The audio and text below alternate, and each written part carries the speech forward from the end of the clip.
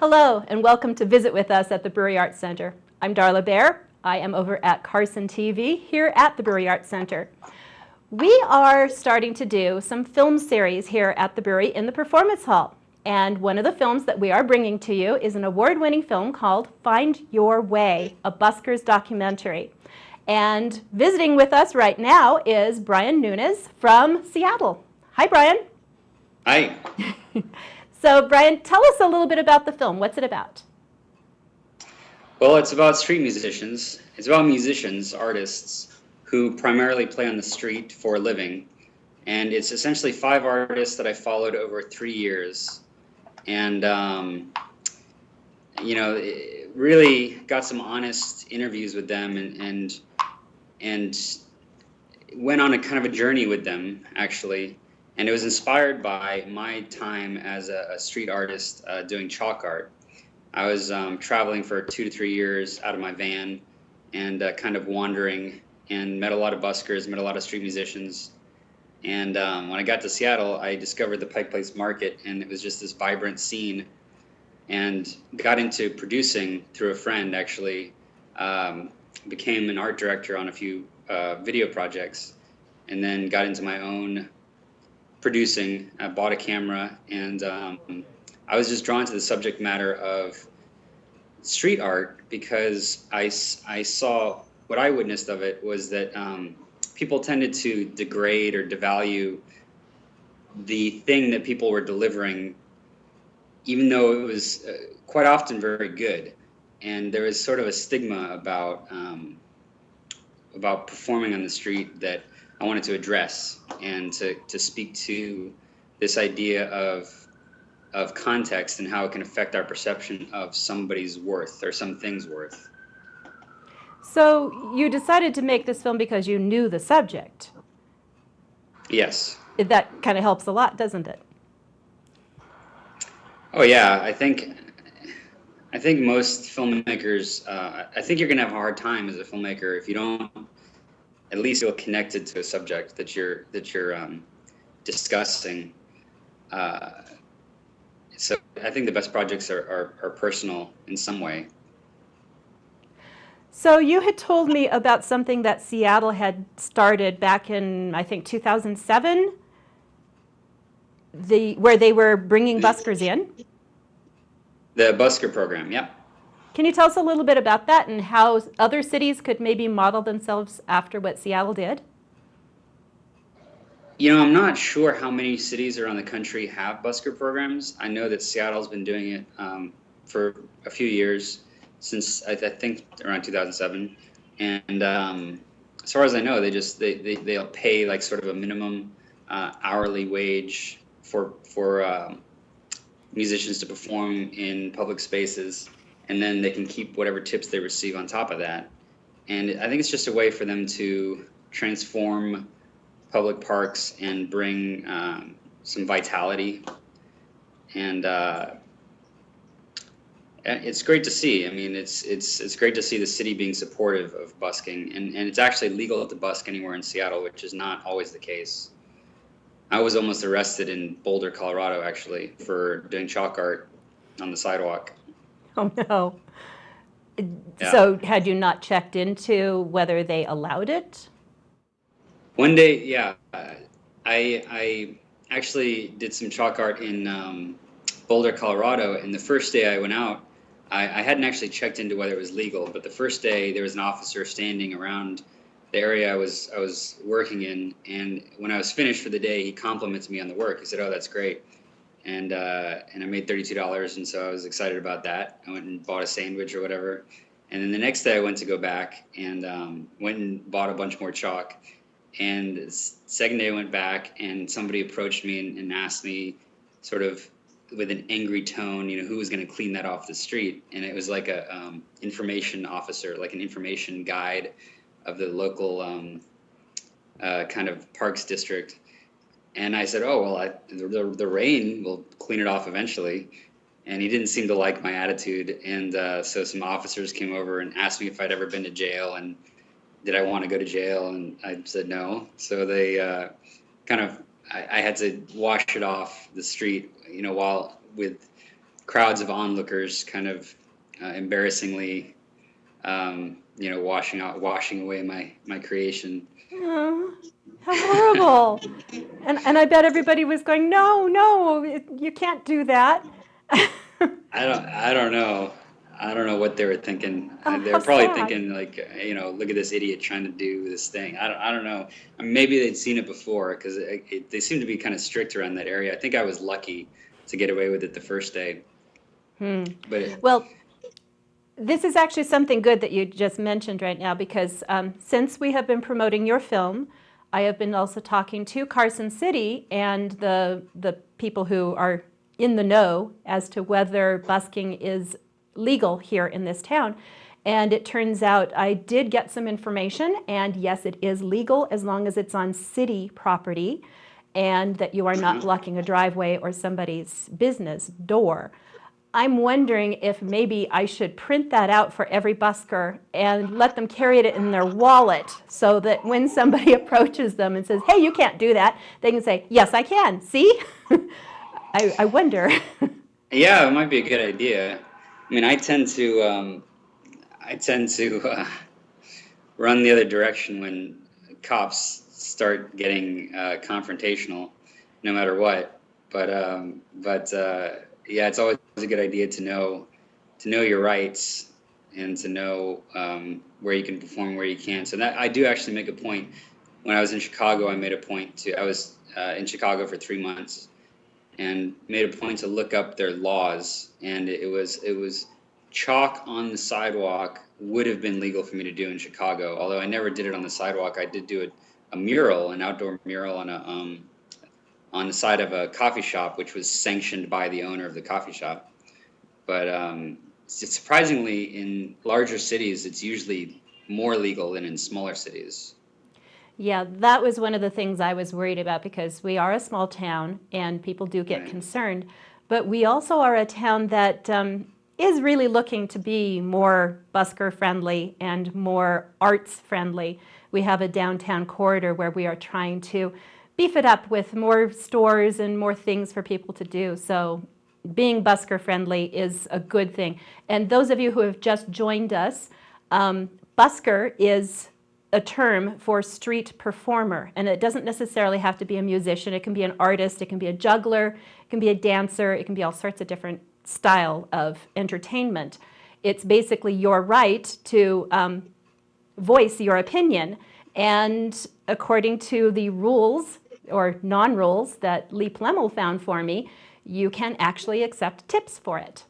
So folks out there, when you see buskers, please show them your appreciation. And that way we may get more people in this town who are providing us with this great source of entertainment and make the town feel just that much friendlier.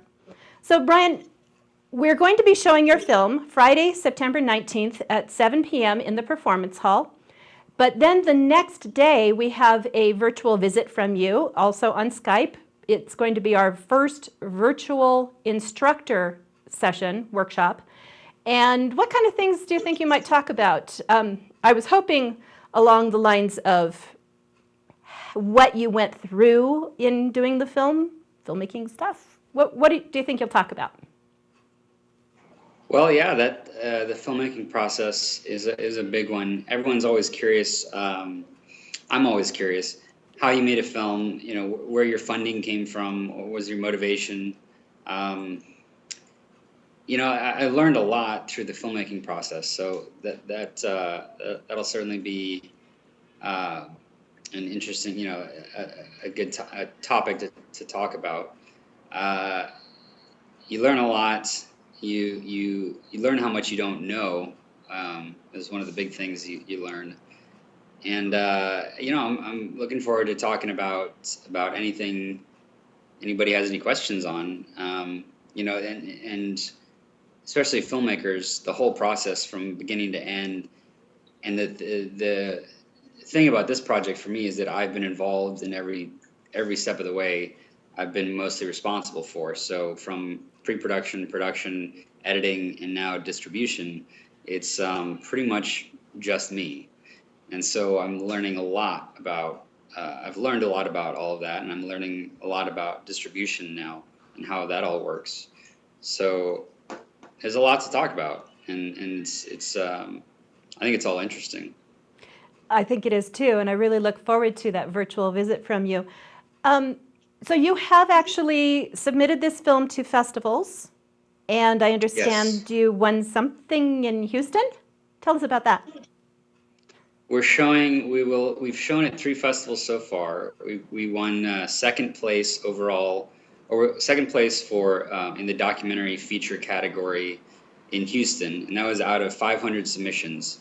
So I believe they screened about 20 feature documentaries, and 500 were submitted, and we took home second place. So we got a gold. There's platinum, gold, silver, bronze. We screened at something called the Indie Fest, which is an awards festival, and we received an award of merit. And we have 7 more festivals coming up in the near future.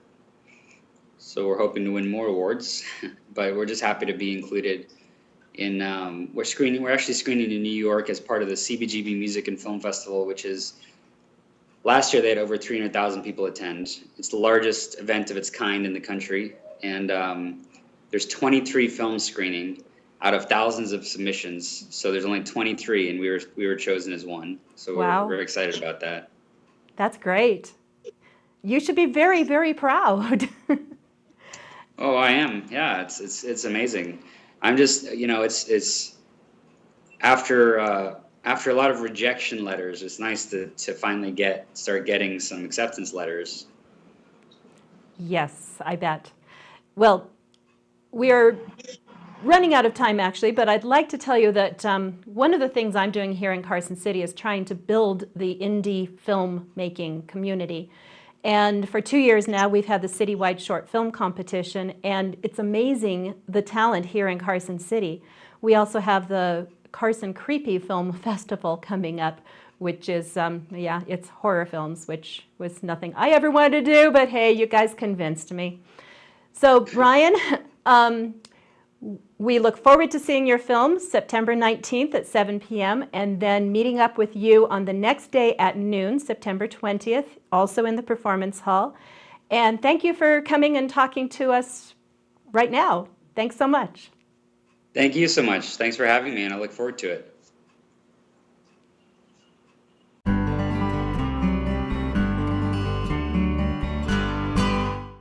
Okay, so we're here to talk about improv. It's something we're going to be doing here at the BAC on the first Friday of every month at 7 o'clock. If you're not sure what improv actually is, if you've ever seen the show like Whose Line Is It Anyway?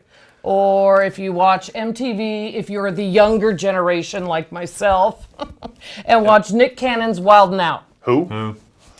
Seriously, just because MTV does not make Music videos, videos? yeah, they don't make Yeah. music videos anymore, and they do weird little shows like this. It's kind of, he's got games and Anyway. whatnot. It should be Yeah. WTV, Weird TV, not music television. Anyway, besides all that, we play a lot of games.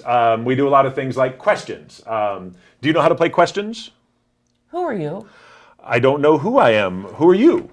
I'm me. Why do you want to know? Are you questioning me? Why would I question you? Kind of like the same thing. Little Kind too of much. close. Okay, Time so you out. see how that is. Yes. So you answer all Bye-bye. the questions. We do stuff like Hitchhiker, where you're all Do in not the car. pick up a real hitchhiker. No. Hitchhiker's No bad. hitchhiker. Hitchhiker's Only bad. in theater can you pick up a hitchhiker. Yes. And don't pick up anybody in theater. Really, we're weird. Ever.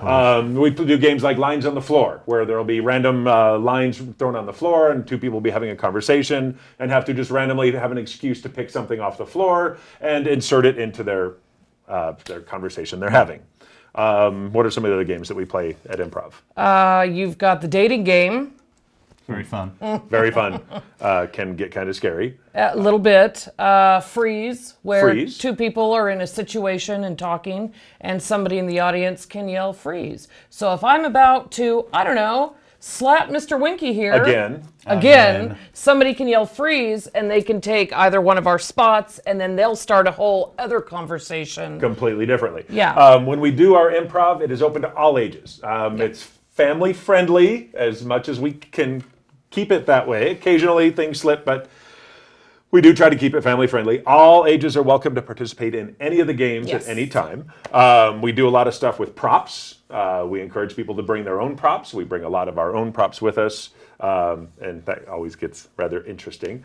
We play party games where somebody's hosting a party, and then other people show up as other characters, famous people, or critters, things that, and the party host has to guess what they are. Let's see what else. We did dating game. Yeah. So newscaster. Newscaster. That's one that we do mostly when we have the green screen. Yeah. On occasion, we will have the green screen set up, which is really awesome. If you've never worked with a green screen, it's a lot of fun. You can put any background behind you, kind of like we don't know what's behind us. We're in a green room right now, and our producer might have something completely strange behind us. I am gonna guess Godzilla is right there. Yes, or there's a tsunami about to spin over here, or What? a dog in a giant spider costume is probably running along behind us, trying to scare the entire planet. We don't know what's happening. But it's a lot of fun. It's so far it's free, and we're hoping to only charge a few dollars once we get a little more experience going and make it a little more entertaining. But it's an opportunity to learn improv. Anyone can participate. Heidi and I host it, and Jeff, we just make fun of him every chance we get. We force him to go. It's kind of fun. Kind of? Yes. You love it and you know it. Yes, well.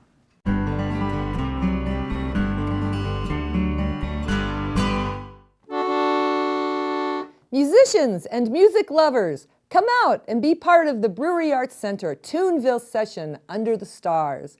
We'll be picking on the patio from 6 to 8 p.m. on Friday evenings. This is a give what you can and play fundraiser for the Brewery Arts Center. Bring a chair and an acoustic instrument like a guitar, mandolin, banjo, fiddle, accordion, penny whistle, flute, maracas, or an Irish drum. Foodie's Bistro is on hand for dinner or libations. It's Toonville Under the Stars, 6 to 8 p.m. Friday nights at 449 West King Street.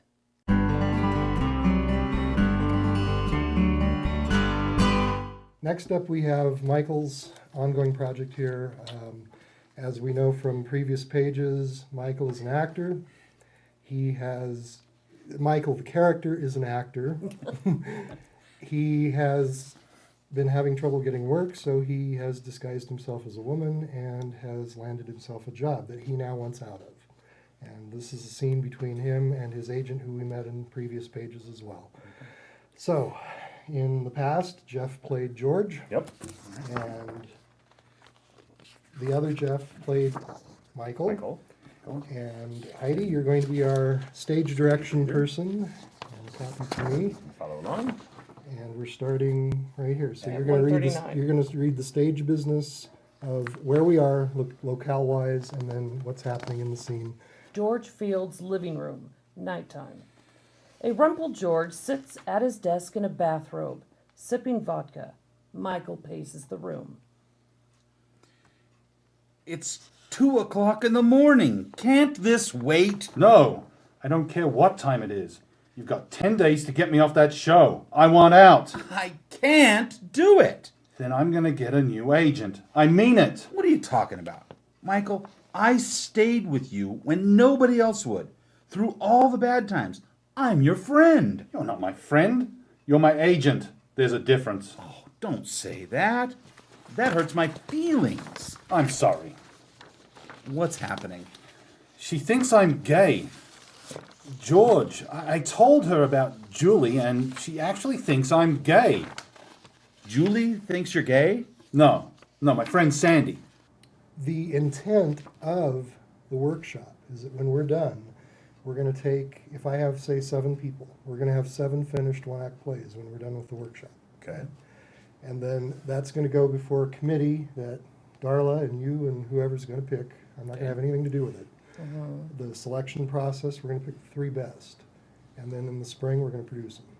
They're going to go on stage.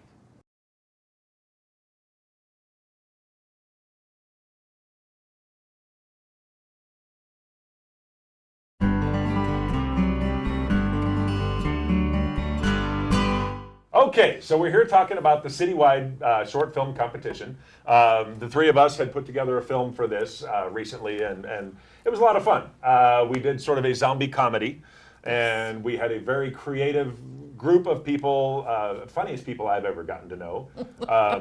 Funniest looking, Funniest too. looking. Oh, what? And we had some creative writers, creative actors, and we thought we created a masterpiece. We sent it off to the Academy, hoping it would win a little gold statue, but we got beat out by somebody who did a film all by themselves. Him. Yep. What did you do? I did a short film about clones. So what I basically did was I had my editing software and I made multiple versions of myself. And I guess the best one was Cactus. Yes. Yes. Yes. In the short film competition, we're given a week. The criteria is given to us on a certain day. 1 week later, the film is due. And then we do a whole screening where we show it to all of our friends, family, and everybody else. And the BAC literally rolled out the red carpet, didn't they? Right. Absolutely. It really, I'm not kidding, it was a was red a red- carpet And rolled delivered out. us to the red carpet in a 2015 Denali future. Future. That's the future. It is. And we were so awesome. Well, actually, we had a lot of people. Right. So we took up the front seat, the back seats, and then the back. And we had people climbed on top and a few people on We the pretty wheels. much got out Yeah, like a clown It was car. awesome. But the whole theater was packed with everybody's friends, family, everything else. Yeah. So we had a Great night. blast doing Great it. night. It was fun. It was fun. It was free. Very interesting. So we're getting ready to do another one. And what's the new one called? What's the new Ooh. competition? That is the Carson Creepy Film Competition. Where we're going to actually get revenge on the young man who beat us out on our very hard-worked film all by himself, and we are going to stalk him and kill him. No, we'll Maybe be, not for reals. Maybe Maybe. just a little. I'm not Just a sure. little Are bit. you going to enter? Yes, I am. Are you going to film yourself? All right, we're out. Yeah, If we're he's done. entering, there's no point in Seriously, anybody are else. you filming Don't yourself? even bother making a No, film. no. If he's making one, he's going to... No, make a film. Make a It's film. awesome. Have fun. Give it to the friends. It's a good time. The way we make sure that nobody turns in a film that they've already made before is we throw elements out there. Yes. Where you have to have a line of dialogue, such as ours was, just wait 10 minutes. Oh, Just just wait. wait 10 Just wait minutes. 10 Wait minutes. 10 minutes. I didn't say it. So Everybody has to have the same line somewhere into their film, or they have to have a prop. And the prop for the short film competition we did was a Cactus. Cactus. Cactus. how does it? Cactus. Really? Cacti. Yeah, his cactus character was the best. And also, everybody has to have a sound effect in their film, and the one for ours was a yodel. Oh, yes. We had a yodeling doorbell that was also a chicken. Yes. If that makes Yodeling any chicken. Yodeling sense. chicken. Hey, we have a yodeling pickle. Why not a yodeling We chicken? do have a yodeling pickle, and darn it, we should have brought it. Right. So that's how we make sure that everybody's doing a film right now, writing it, producing it, editing it, and getting it out there right away. So on October 15th, the elements will be released to everybody. The final film is due on the 22nd, with the screening to follow soon after. Why is he still here? Oh, I mean, Yeah. I'm just saying. Sweet. I'm not saying you need to. don't No, I'm- don't get Calm violent. down. No, I'll No, hold you I'm- back. Go. I'm- You get better, out. you better run. You No, better this run is now. bull- She's